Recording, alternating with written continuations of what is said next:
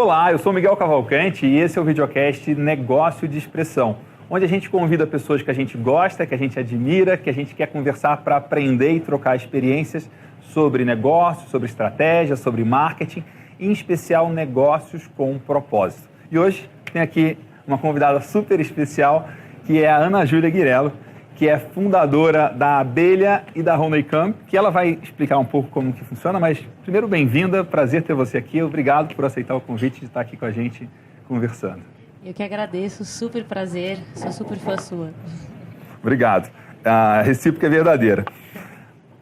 O principal tema que eu quero conversar com a Ana Júlia é um tema que ela entende muito e eu não entendo nada. E é justamente uma das coisas, é justamente isso, como você pode aprender com pessoas que estão muito na frente de você. Então, o tema é gestão horizontal, né? Como é que você tem um negócio com uma gestão mais horizontal, que funcione de uma forma mais horizontal. O que você...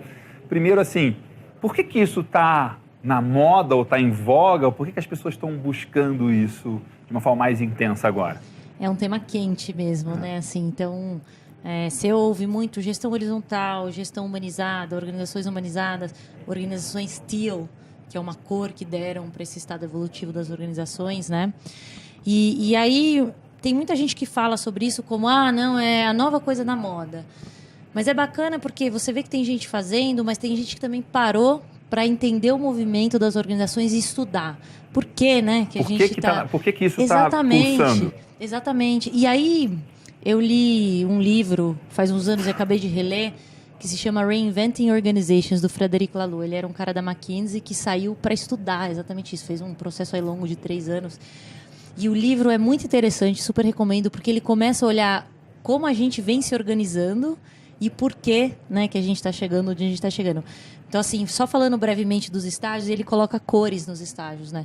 Então, tem os estágios antes, mas basicamente o que é mais relevante é a primeira vez que a gente começou a se organizar com liderança, né? 10 mil anos atrás, caça... Tribo, né? caçando. Isso, que você nem pensa no amanhã, não tem futuro, é como eu vou sobreviver hoje. E até porque não dá para guardar, né? Isso, e começam a surgir lideranças ali, né? Onde você se associa às pessoas para você poder sobreviver, é um estado de sobrevivência, né? Eu acho que se você for trazer isso para organizações que a gente está acostumado hoje, máfias funcionam assim, né? Então, as máfias são essas organizações vermelhas, você se associa a quem tem o poder, porque senão você também está ferrado, né? Tem morte envolvida ali. Game of Thrones, acho que é um ótimo exemplo, né? Um pouco desse jogo. E aí pensa que você vive nisso, e aí vem mais ou menos há 4 mil anos atrás, a agricultura começa a entrar, né? E você começa a ter que ter planejamento, e aí nisso começam a entrar, a gente começa a se estruturar de maneira mais hierárquica. Aí que começa o surgimento da hierarquia dos níveis, né? E aí o legal é que se você pensa assim, hoje se a gente pensa numa estrutura hierárquica conformista, que você não pode, você nasceu nessa casta, você fica nessa casta, a gente pensa assim, que loucura, né? Como que se vive assim? Só que não, se você vem de um modo que você tem que só se associar para sobreviver, você tem uma certa estabilidade. Já está muito bom, beleza, já é uma evolução. Né? Exatamente. O mesmo se você pensa quem nasceu pós-guerra, né? Que é uma geração que busca muita estabilidade. Não tinha nenhuma estabilidade lá na Europa, por exemplo, né? Você buscar estabilidade faz sentido, né? Isso tem a ver, então, com o tamanho da riqueza em que a pessoa está vivendo ali, de alguma forma, assim, de abundância, de riqueza, de disponibilidade. Como que eu questiono o sistema que eu me encontro para evoluir para um próximo paradigma organizacional, né? E esse é o estágio que eles chamam de âmbar, né? O amber, que é a cor que ele deu para isso, onde o que predomina são as hierarquias fixas, assim, você não pode, se você nasceu na casta de baixo, você vai sempre ficar ali. Se você é sempre um servo, se você é sempre rei, você vai ser sempre rei. Não existe movimento. Então, ele é estável, super conformista. Então, se a gente for pensar organizações que a gente conhece, igreja, exército, né? O exército escola, até tem... né? E aí, quando você pensa que incômodo de quem está nesse sistema vai ter para ir para o próximo. E esse próximo estágio que ele chama de vermelho, ele vem com a Revolução Industrial, onde o output, né, a performance, o que você gera é o que vai definindo a sua subida na escadinha. Então você tem sistemas ainda muito hierárquicos, mas e aquele negócio da meritocracia, né? Se você trabalhar duro, você vai para o próximo cargo, e vem a liderança, você chegar no topo para você mandar na escadinha para baixo. né? E tem lado bom e ruim de tudo, assim. Nessa época a gente vê desde o industrialismo evoluções enormes de inovação, de medicina e tal. A gente conseguiu acelerar muito mais, mas também vem um consumismo desacelerado, vem várias coisas, né? Mas e essa noção do que faz a gente atingir um nível alto de eu ter mais, de eu estar no cargo, de eu poder mandar, né? E essa é a maneira que eu acho que a gente já vive muito nisso. Se você olhar hoje a maioria das corporações é assim, performance, né? Que tem uma frase ótima, a gente deu um curso semana passada, que é uma frase do Mad Men, que o cara vai lá, ele dá o sangue pela agência, ele performa super bem, e ele acha que ele vai ser reconhecido, e ele é reconhecido só pela performance. Eles falam, agora você vai lá para a Índia, ou sei lá onde, fazer o mesmo, e nem pensa no que o cara quer, né? Então, onde o indivíduo é quase que uma máquina de performance, mas ele tem a recompensa. Se você performa, você chega lá. E aí, de novo, se você olha isso para o estágio anterior, faz muito sentido. Já é melhor do que o diante. Quem começou a se incomodar, falou, não, eu quero poder sair da minha casta, do meu nível. Se eu me esforço mais, eu quero ter mais. Exatamente, né? Meritocracia, que não, cara, faz muito sentido. E aí o próximo nível é que eles chamam de verde, que é agora bem recente, que você tem até Starbucks, Container Store, nessas daí, que são a organização onde a cultura é o centro da organização.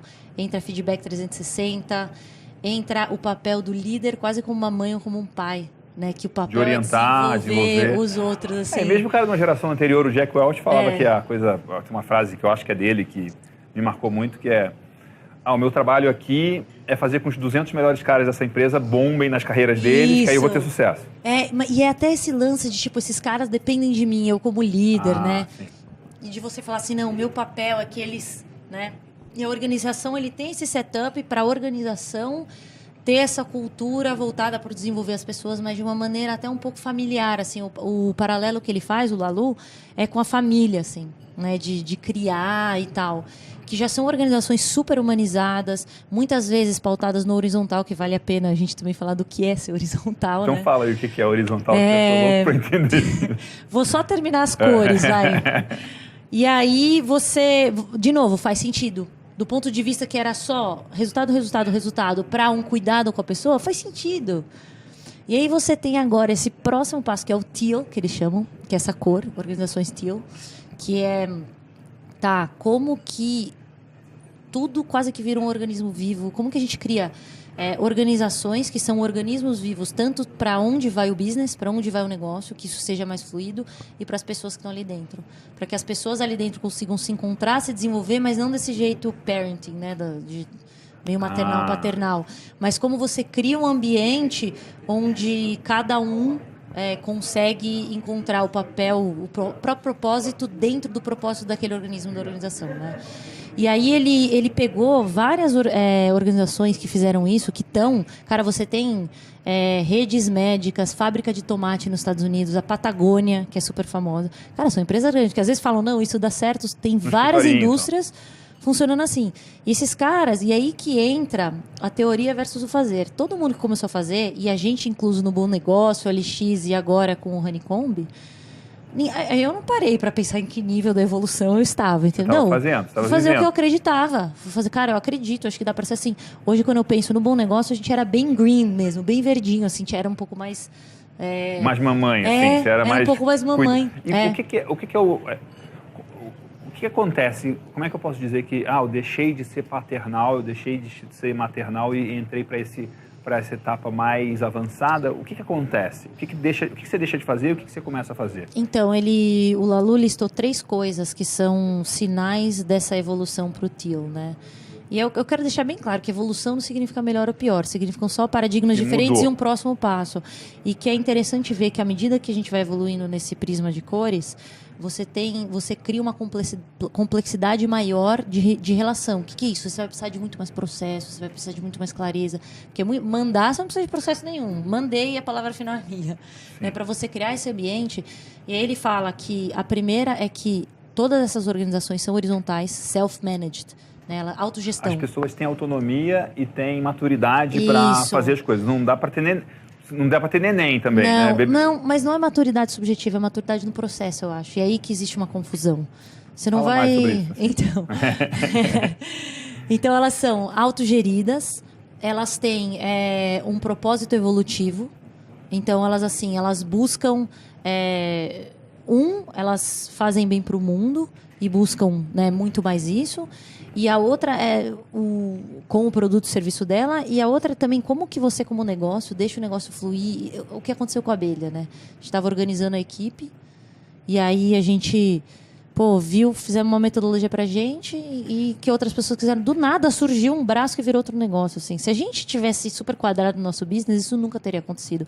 Então, como que você deixa a organização fluida? Você estava estruturando uma maneira de tocar o seu negócio e aí pessoas de fora perceberam e pediram para comprar aquilo. Aí você falou, tem uma possibilidade aqui, tem a ver com o que eu acredito, com o que eu faço, com o meu propósito. Exatamente. E vai gerar valor para todo mundo e, exatamente. E, obviamente, dinheiro também. Exatamente. Então, assim, como que você esse ambiente existe dentro da própria organização, né, para ela ter caminhos fluidos para ela mesma e também acho que fazer bem para o mundo, né? Ninguém não quer criar um produto ou serviço, você tem que convencer alguém que não vai gerar mais consumo, né? Então, assim, elas têm bem essa característica, assim, né? E aí eu acho que até falando no tema de autogestão, o que é autogestão e ser horizontal, tem gente que define de qualquer jeito. Tem gente que... né, tem várias definições, assim. Eu acho que é legal falar como é que a gente enxerga isso. Porque você pode falar assim, é sem chefe e cada um faz o que quer. Tá bom, pode ser essa... Mas o que é ser horizontal pra gente? E bem esse ponto da autogestão, que é o que o Honeycomb faz na prática, né, dentro das empresas. Como que todo mundo ali dentro... não importa se tem chefe, se tem cargo de carteira assinada, se o salário é aberto, se o financeiro... não importa. No fim do dia, como que todo mundo que está ali dentro não é só o veste a camisa, não, é efetivamente um direcionador do negócio. Como assim? Eu vou poder tomar decisão e vou poder questionar decisões que estão sendo feitas. Eu tenho voz. Tenho voz, mas não é só a voz que não é ouvida, né? Sim, mas a voz é que é ouvida no sentido de exatamente. O que eu falo tem importância quando eu nego alguma coisa, ou quando eu pergunto, ou quando eu questiono, e quando eu falo, faz desse jeito. E você vai ter mais propriedade em alguma coisa, eu em outra. Eu posso te questionar na sua propriedade, mas e daí? No final você também vai saber. Então, saber, isso precisa ter muita clareza de especialidades, de papéis, de objetivos também. Então, não adianta também ter isso, né? Eu falo que é a fórmula de ouro: propósito, contexto, autonomia. Não adianta. Propósito, contexto e autonomia. Muito bom isso, hein? Então, pensa comigo. Se eu começo por autonomia, se eu falo assim, aqui todo mundo vamos ter autonomia, né? Vai fazer o que você acha melhor, aí você acha que melhor é ir para lá. Eu acho que melhor é ir para lá. Daí você vai para lá, eu vou para cá, sabe? Não está alinhado, assim. Então não dá para você começar com... O propósito para mim está muito claro. E contexto? Mas então pensa assim, você imagina a gente tem um sonho, né? A gente fala, cara, vamos fazer esse negócio, pode dar dinheiro para caramba e faz bem para o mundo. Porque, cara, a gente quer ganhar muito dinheiro, todo mundo também. Ganhar dinheiro não é ruim, né? Mas, vamos fazer coisas boas e que gerem dinheiro. Tá, a gente acredita nisso. A gente fala, beleza. Se eu já parto para autonomia, a gente não alinha quais são as metas, né? O que você vai fazer, o que eu vou fazer? Você vai ter papéis recorrentes, que você vai ter que fazer no dia a dia, ou outros, por exemplo, e o resto da equipe também. Porque existe uma confusão, assim, você sempre vai ter que ter meta, projetos que vão fazer você chegar na meta, só que tem que ter papel recorrente também para dar base para tudo, né? Isso é o contexto. Como que eu contextualizo todo mundo de onde a gente quer chegar, do que vai fazer a gente chegar lá, e de o que a gente tem que fazer todo dia para que isso aconteça. E esse contexto também é construído em conjunto? Construído... Ou não necessariamente? Então, depende da empresa. No final, sim, ele é um processo consensual. Isso é muito importante. Não funciona bem o processo democrático, porque se 5 votam sim e 4 não, 4 estão infelizes, não vão, né? Então, é sempre... Quando você tem um contexto, fica muito claro o que faz sentido e o que não faz. Então, tem empresa que chega a meta de posso cima... dizer que quando eu construo a minha carta de valores, quando eu tenho uma cultura mais definida, isso é criar contexto? Tudo isso, eu acho que tem algumas coisas. O propósito, valores compartilhados. Valores compartilhados. Tem que começar por aí. Sim. Propósito, valores compartilhados, e aí sim ir para a estratégia. Tá, o que faz sentido? A gente adora fazer estratégia só olhando o próximo trimestre. Não é muito curto nem muito longo, e o mundo muda, entendeu? É ótimo. E aí, onde a gente quer chegar nos próximos 3 meses, o que a gente vai fazer para chegar lá? E o que tem que rolar de pano de fundo? Pagar a conta, fazer campanha, sei lá o quê, né? Então, eu acho que o contexto é tudo isso, assim, é deixar tudo às claras para todo mundo, para que a melhor decisão consensual possa ser tomada. E isso rola de várias maneiras. No nosso processo, a gente senta, o propósito está claro, valores estão claros, a gente define estratégia, meta. Quem seleciona, eu vou ficar responsável por essa meta, você por essa cria uma estratégia de que projetos vão fazer chegar nessa meta, né? Então a gente faz dessa maneira. Tem empresa que chega a meta top-down e a equipe questiona. E aí se faz um bem bolado. Não, isso faz sentido, mas a gente vai adicionar isso também, beleza, beleza. Né? Então, assim, é por isso que eu falo, não, tem gente que acha que não, tem que todo mundo criar junto. Às vezes não, e faz sentido, porque no final todo mundo vai olhar para aquilo e vai falar assim, beleza, vamos embora. Sabe? Eu acho que é isso, essa criação de contexto, muita transparência. E a transparência de tudo. Você imagina que legal numa empresa onde você tem isso começando pelo topo, pelo management team, as metas, porque a meta todo mundo passa da empresa lá no management team, mas ninguém fica sabendo qual é o papel do dia a dia do CEO, que metas que ele tem e que projetos ele é responsável. Do CFO, é quase que não, os deuses do Olimpo não voam mais. A gente não pode olhar. E, cara, é um processo que já cria isso do topo e depois cascata para o resto da organização, é maravilhoso, assim, né? E é isso, é contexto, porque é fácil você dar autonomia. Você vê que você linkando esses dois, a autonomia é um byproduct muito simples disso. Porque você vai fazer isso porque você é bom e você quer isso. Isso faz muito sentido porque sem também essas duas coisas, a autonomia vai dar muita dor de cabeça, né? Muita. Não, aí é uma loucura. E é difícil explicar, colocar autonomia, é difícil... Como é que eu coloco? Eu já tive dificuldade para explicar isso. Pô, autonomia é um dos 3 motivadores do ser humano. Total. Mas se não tem essa... Se não tem um amarrar... E aí também não adianta você dar o contexto e um papel, uma responsabilidade para alguém que não seja o que essa pessoa busca para ela. Sim. Não adianta, porque não vai performar, aí vai falar, tá com baixa performance. Baixa performance é a gente no lugar errado. E às vezes o lugar dessa pessoa não cabe nem dentro da sua empresa. Acontece também. Vai ser melhor para todo mundo. Vai ser melhor para todo mundo. Deixa a pessoa ser feliz em outro lugar. Isso, exatamente. E ajude se quiser ou não, né? Mas assim... tem os pessoal quando fala gestão horizontal e tal, né, fala, esse negócio meio hippie, assim. E na verdade não é, tem muito mais. Para operar dessa maneira, você tem que ter muito mais processo. E tem muito mais clareza. Muito mais. Mais processo ou mais clareza? Os dois. Porque pensa assim, ó, você pode ter um processo assim totalmente transparente. Você tem que ter acordos claros para todo mundo. Como que é feito o gerenciamento de performance, gerenciamento de motivação, a falta de performance, quando precisa contratar uma nova pessoa. O processo tem que deixar claro porque não é um indivíduo fazendo isso sozinho. Né? E isso não tem regra. Você vai fazer o que faz sentido para sua equipe. Claros. Acordos claros. Para mim até mais interessante do processo. Não é acordos claros. É uma coisa que soa chato para mim. E acordos claros soa um negócio tipo, não, isso aqui é justo, né? É bom ter acordos e ter clareza. Eu acho que para operar assim, você precisa isso. Clareza de propósito, de valores e esses acordos, assim. É primordial. E vamos dizer, eu quero instalar gestão horizontal na minha empresa, eu quero instalar gestão horizontal na minha fazenda. Quais são os pré-requisitos ou os passos anteriores? Assim, qual que é o checklist, as 3 coisas principais antes de eu começar, o que eu tenho que ter? Então, primeiro, não importa a indústria, dá para fazer onde quer que seja. Só tem que ser assim. Você quer realmente ser assim? Né? Porque não tem certo e errado. Gestão horizontal é uma das maneiras e tem essa tendência de movimento para esse lado. Mas não é a única maneira.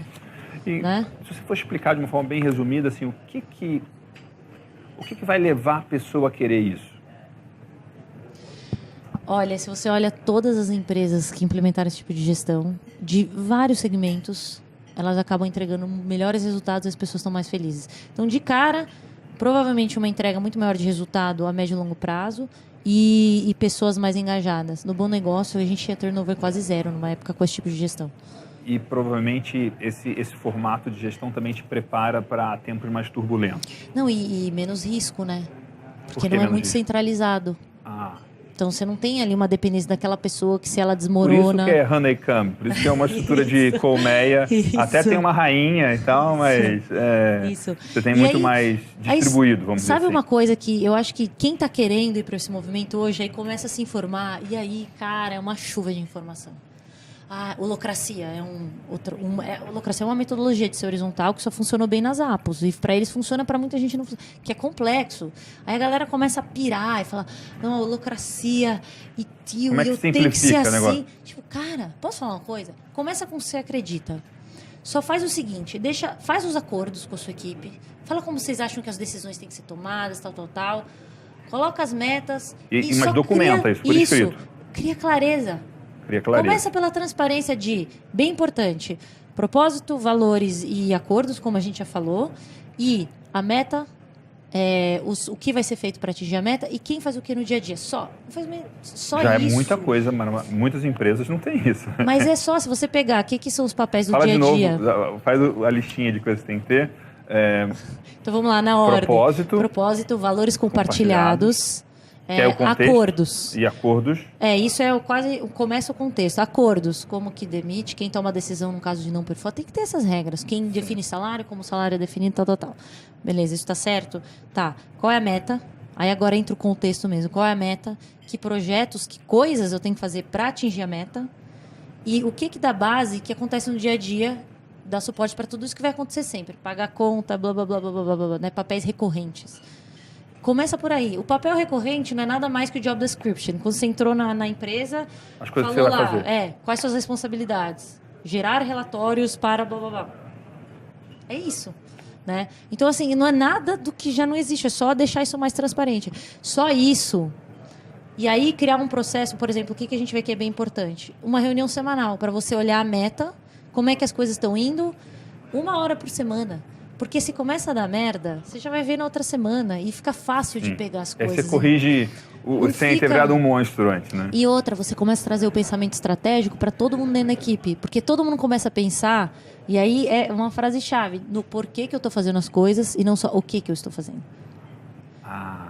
O que eu estou fazendo, como está impactando a meta. Né? E quando você começa a trazer esse pensamento, vira todo mundo... Todo mundo... Você tem uma inteligência muito maior. Uma inteligência estratégica muito maior, assim. Né? Muito mais cabeças.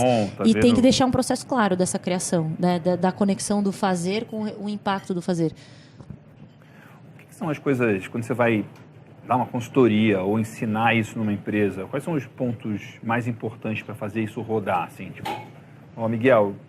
Essas coisas aqui, quando funciona, sempre tem isso. O que são essas coisas? A gente vê que existem 3 problemas principais que acontecem na organização e que a gente tinha também na Abelha e no Good People, quando a gente começou isso. Né?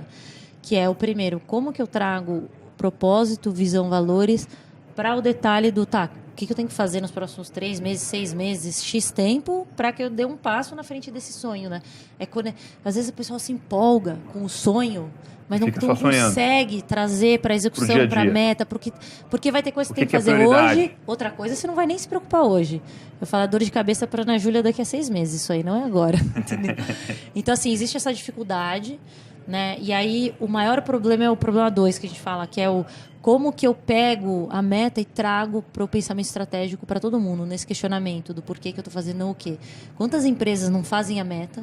A pessoa tá lá no dia a dia, aí chega, sei lá, dia 27, tem que gerar relatório, como é que estão as metas? Aí vai gerar o relatório pro gerente, pro diretor, sei lá o quê. Mas não tá a meta não tá sendo vivida, né? Exatamente. E aí você vai na reunião das equipes, eles falam assim, Miguel, o que você tá fazendo? Eu tô fazendo isso, tô fazendo. É uma lista, um checklist do que eu tô fazendo. Eu não falo, Miguel, pra que você tá fazendo? Isso você tá fazendo, você tá gastando metade do seu tempo, dá resultado? Não, vamos cortar? Vamos liberar seu tempo pra você ver... Não rola isso, né? Então, a gente ajuda muito as empresas nesse estágio. Às vezes elas têm meta, mas como que trazer isso para a equipe? E aí criar o contexto junto com tudo isso, né? Para todo mundo começar a questionar o porquê das coisas, quem faz o quê, gerar todo esse contexto. E a gente faz o trabalho também de mapear os papéis recorrentes que dão base para que isso aconteça. Né? Então, aí a gente entra com workshop mesmo, consultoria fazendo junto com eles, olhando a estratégia. E tem muito de você criar um ambiente propício para isso. Por isso que precisa ter valores compartilhados, claros. Né? Porque, por exemplo, no Honeycomb, quando você seleciona o seu papel recorrente, você foi contratado às vezes para fazer algo, você vai escolher, provavelmente você foi contratado, mas você tem a oportunidade também de abrir o leque. Né? E você escolhe primeiro o seu nível de motivação para fazer aquilo e depois a sua habilidade. Então fica muito claro o desenho da motivação. Na Abelha assim, foi... Vou fazer um exemplo real, assim, na Abelha. A primeira pessoa que a gente contratou de fora foi a Beta, que veio da incubadora de Viçosa, para ajudar a gente a estruturar o processo de incubação da Abelha. E aí, ela já entrou com o Honeycomb operando, né? E aí tinha já os papéis vagos, que foi porque eu contratei ela. Então, ela veio sabendo que ela precisava fazer algumas coisas que a Abelha precisava, que era parte da coordenação do programa de incubação e várias coisas administrativas. Aí, aos poucos, ela foi se sentindo confortável para ir baixando a motivação dela nas coisas administrativas. Não é o que ela busca para ela, como pessoa, ser uma pessoa de financeiro, mas ela faz, porque ela vê que precisa, ela entende o contexto do todo, ela fala, não, isso aqui é necessário. Ela não deixa a bola cair, mas o badzinho de motivação dela é tudo mais baixo, de financeiro. Então, pra gente ficou muito claro. A gente falou assim, nossa próxima contratação é uma pessoa de financeiro. Para liberar ela para fazer N outras coisas mais valiosas que e ela difíceis quer. e o que ela tem habilidade e energia para fazer. E acho que no fim o que ela busca para ela, o desenvolvimento próprio. Que aí ela assim. vai ter um foco Isso. muito mais de energia de ficar melhor, de avançar e de ir além. E aí eu tento achar alguém que quer pra vida seja Então você está fazer avaliando financeiro. sempre motivação e habilidade. E o legal é que às vezes uma pessoa vai colocar lá... Eu conheço uma ferramenta de desenvolver, de encontrar sua habilidade única, que você lista tudo que você faz e dá nota de 1 a 4 para a sua habilidade e para o valor daquela atividade. Aí você vê o que dá 7, 8 são as coisas que você tem muita habilidade. Talvez colocar essa questão da motivação aí seja mais uma... Então é legal porque várias vezes o que acontece, vou dar um exemplo, um papel meu no próprio Honeycomb, que é o seguinte, tem uma parte de coisas legais, né? E puta, toda a parte jurídica, né? A minha habilidade é 1 e a minha motivação é a mais baixa também. Então, eu sou ruim e eu não gosto. Do jurídico? Mas de nós três, os 3 sócios, eu sou a menos pior, eu acho, sabe?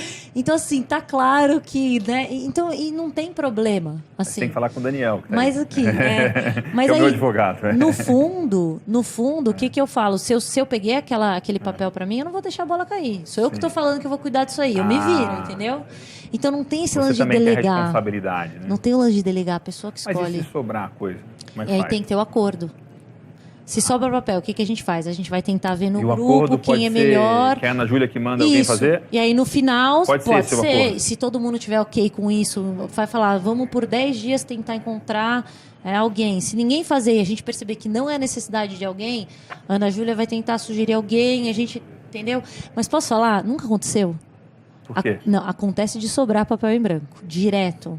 Só que aí você traz para discussão. Todo mundo concorda que esse papel ou essa meta é necessário? Sim. Temos aqui ninguém realmente... Aí geralmente eu falo, puta, é verdade. Aí vai pega? Porque, cara, não é um mandando. Você fala, gente, todo mundo pensa, quem que faz mais sentido, sabe? Tá bom, talvez não seja ideal agora, né? Então, assim, é um processo muito mais fluido. Às vezes um papel não tá rolando com uma pessoa, troca. Mas gasta muito tempo fazendo isso?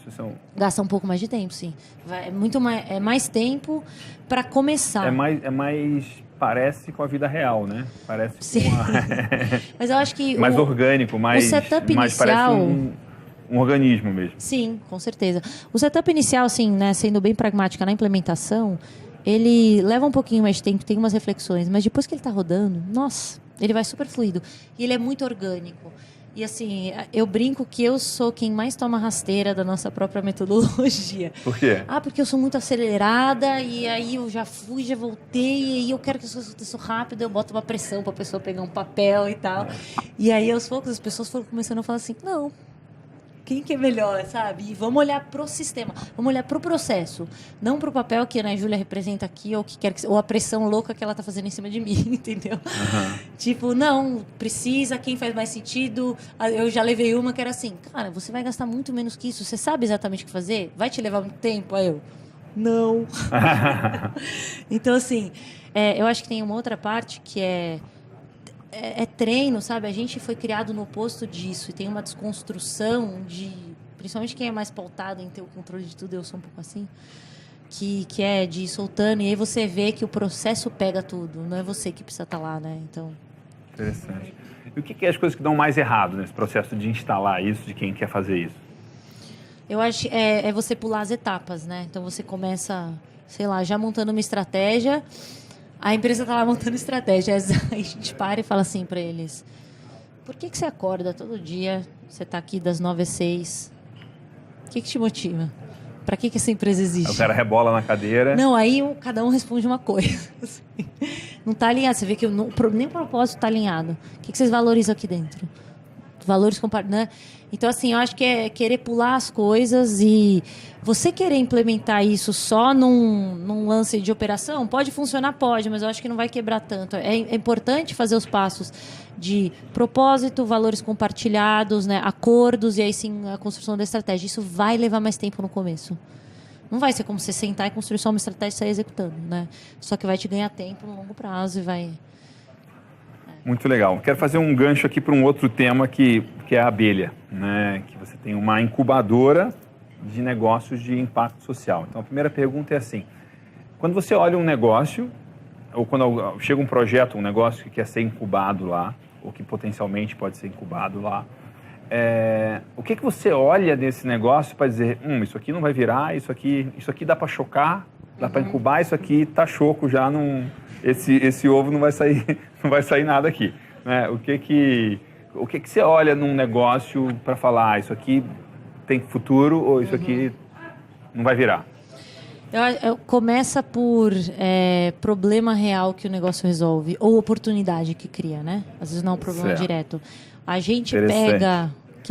Não é uma solução à procura de um problema. Isso, exatamente. Então esse é o primeiro ponto que a gente pega. E como que a gente olha isso? A gente usa muito as 17 ODSs da ONU, Objetivos de Desenvolvimento Sustentável, né, que tem lá várias coisas, desde saúde e saneamento básico, fome, aumento de renda, várias coisas. Então a gente olha isso como base. E aí esses caras são os únicos que podem ser selecionados no nosso processo, que é gratuito, 3 startups por ano. E a gente pega bem no early stage, quem está começando, acabou de lançar um MVP, um produtinho, como que a gente acelera, né? E é um processo ultra mão na massa, a gente está cada 2 semanas com eles, tem material para cada passo, você vai fazer isso antes, a gente já entra no negócio emocionalmente também. Então esse é um lado que a gente olha, principalmente para os bolsistas, que são 3 vagas por ano. Ou a gente olha bem o sharing economy, né? A economia do compartilhamento, se esse projeto está descentralizando, de certa maneira, né? Então, por exemplo, tinha um app que era para você estar lá na praia e pedir o seu lanche do app, gerar mais renda pro cara que está vendendo, né? Facilitar a vida. Então, como que você descentraliza do que está ao seu redor e cria mais opções para todo mundo, né? Por exemplo, esse era um dos exemplos. A gente ajudou também o Tem Açúcar, que é você ir lá e pegar coisa do vizinho, né? Daí que vem. Então, no app, você fala, todo mundo no prédio, ninguém precisa você precisa ter uma furadeira, provavelmente no prédio inteiro. Você não usa todo dia uma furadeira. Então, como alguém fala, empresta uma furadeira, coisas que você não precisa comprar e ter, mas que você pode compartilhar, né? Então, um projeto super legal, cresceu organicamente super bem. Então, esses são 2 exemplos, né? No exemplo das ODSs da ONU, por exemplo, a gente tem 2 projetos que são bem de impacto ambiental. Eles estão montando um geradorzinho eólico para botar na favela e o cara consegue uma redução de até R$80 da conta de energia dele, assim. Então, você ser um gerador, né? E aí, enfim, N benefícios para quem está usando e também para energia limpa. E negócios que geram impacto, mas tem um potencial pequeno, ou o jeito que a pessoa toca? O que são as coisas que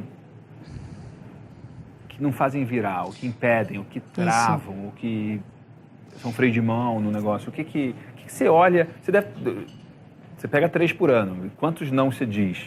Né? O que tem de errado nesses nãos que eles poderiam ter feito diferente, que não que eles vão ser incubados por você além disso, mas que eles tinham mais chance de sucesso?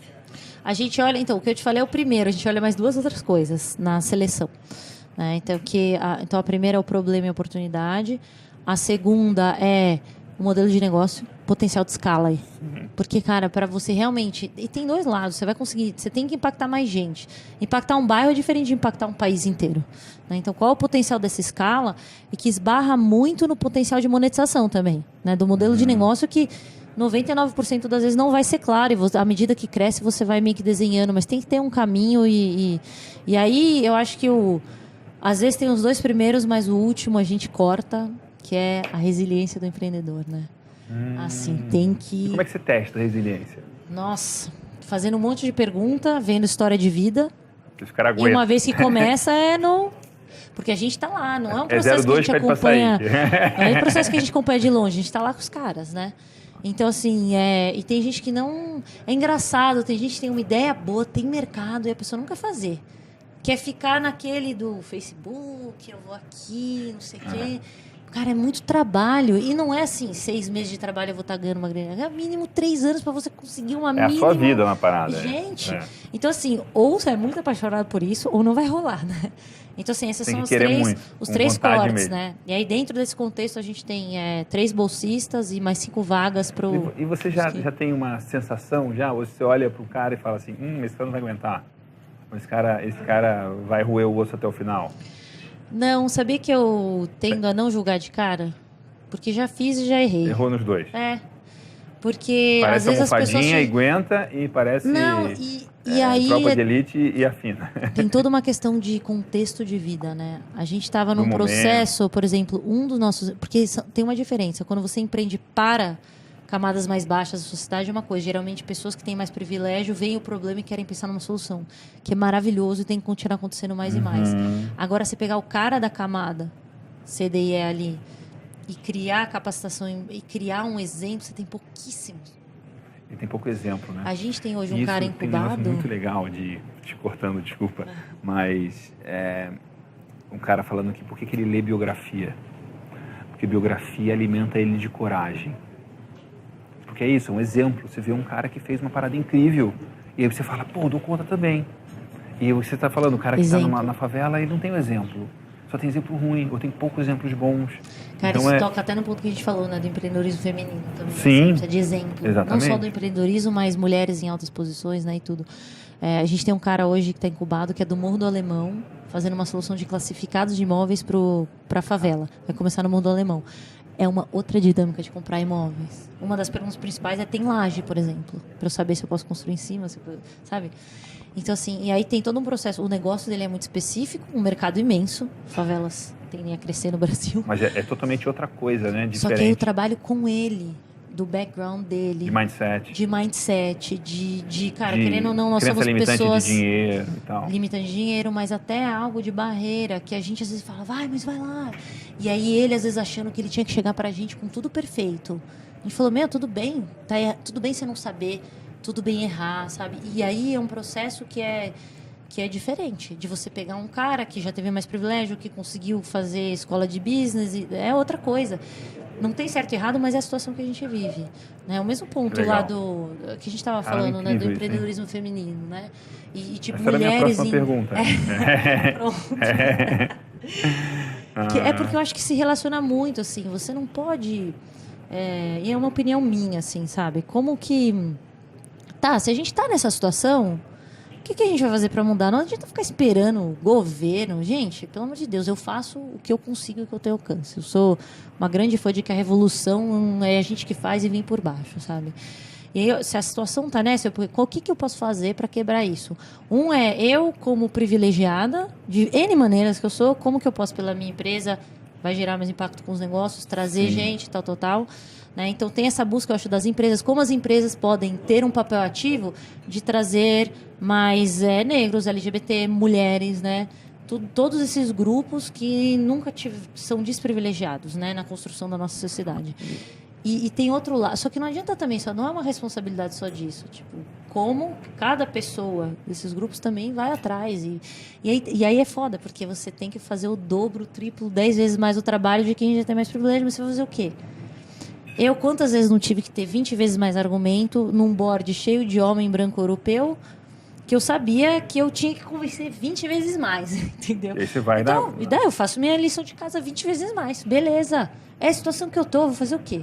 Né? Então, eu acho que esse pragmatismo ele é bom e ele traz mudança também. E o que você daria de conselho para Ana Júlia de 5 anos atrás, de 10 anos atrás, sobre como fazer essas coisas? Ou como que conselho você daria para colegas suas de 10 anos atrás que não tinha essa energia, não tinha esse drive, não sabia que tinha que brigar 20 vezes, é isso mesmo, e é o que é, e faz acontecer?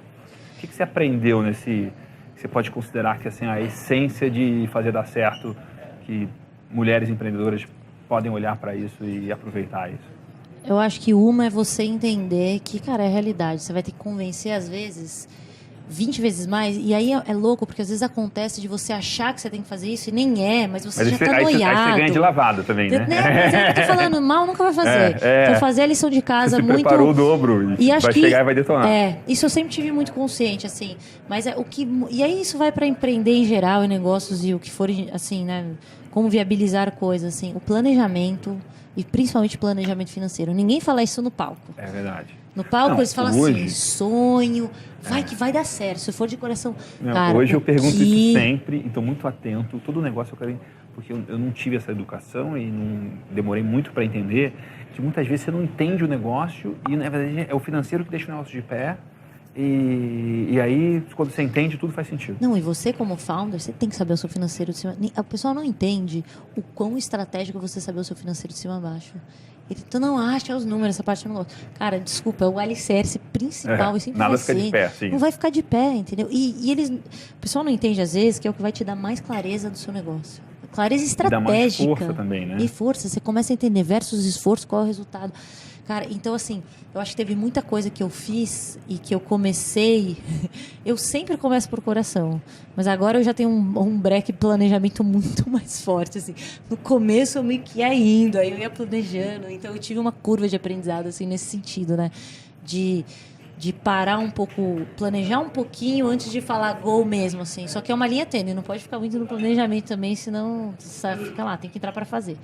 Né? Mas eu acho que planejamento financeiro é uma coisa que acham chato e que ninguém fala, que é o alicerce de tudo. Muito legal. O que mais? E outra dica que você pode dar para mulheres empreendedoras aí? Cara, mais que empreendedoras, mulheres querem fazer a diferença. Mas sabe uma coisa que eu acho importante? Falar. Se posiciona.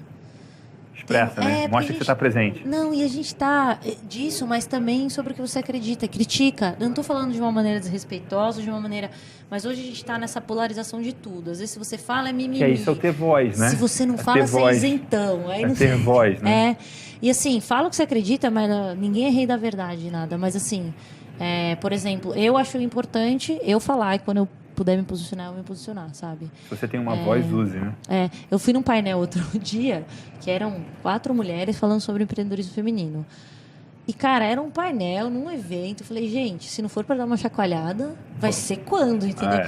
Porque aí as pessoas estavam falando assim, não, mas eu não sou feminista. Eu falei, sim, você é feminista sim. Você não quer igualdade de oportunidade, de julgamento? Porque eu acho que, assim, existe igualdade de oportunidade. Ninguém abre uma vaga hoje... Eu acho que ninguém, mas pouquíssimas, né? Não, é só para homem, entendeu? Isso tá no subconsciente. O cara nem sabe. Nem sabe. Então, eu acho que você tem a oportunidade, todo mundo fala, e aí entra muito esse lance da meritocracia e tal, só que eu acho que como que você ajuda a construir uma igualdade de julgamento, assim, que você começa a entrar e a gente começa a mudar nisso, né? As pessoas não fazem por mal, né?